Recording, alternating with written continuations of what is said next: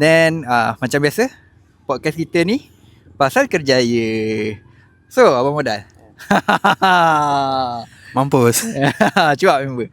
So, macam episod lepas, kau cerita pasal nak buat filem. Okay. First Kat kan, lu.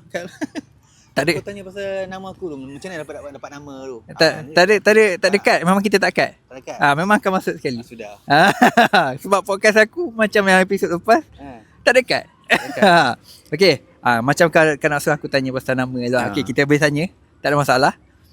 Macam mana nama abang modal tu dapat abang modal? Cuba kau ceritakan. Sebab modal ke apa? Tak tahu? Tak tahu lah. Aku tak tahu. Okay. Abang modal tu sebenarnya dulu saya ada post gambar macam ala-ala model lah. Okay. Lepas tu saya tulis lah abang sedang buat model. Okay. So ada orang komen. Oh model, abang model. Oh, untuk casting lah. Tak saja post lah. Tak saja post. Tapi ada kat casting post gambar macam ala-ala model lah. Dia, orang panggil apa? Macam bukan portfolio, Comcard. Comcard kan.